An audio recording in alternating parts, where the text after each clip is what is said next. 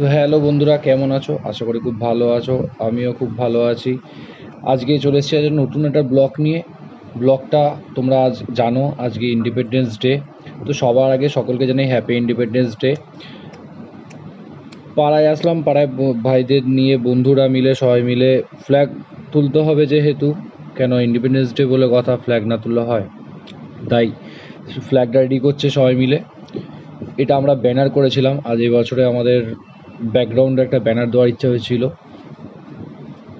আর freedom fighter ছবি না দিলে তো কোনো কিছুই সম্ভব হয় না, তাই সবার এবার ফ্ল্যাগ হোস্টিংয়ের পালা।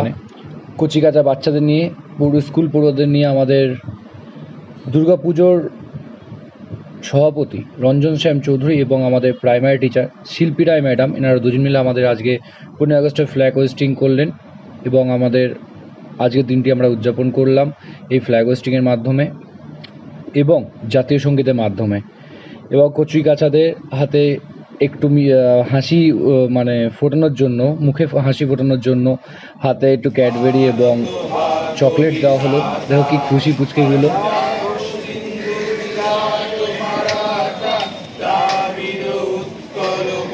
এবং জাতীয় সঙ্গীতের মাধ্যমে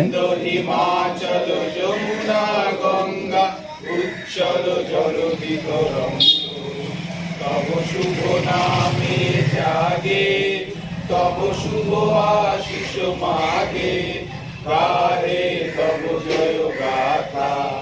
জনগণ মঙ্গল দায়ক জয় হে, ভারত ভাগ্য বিধাতা।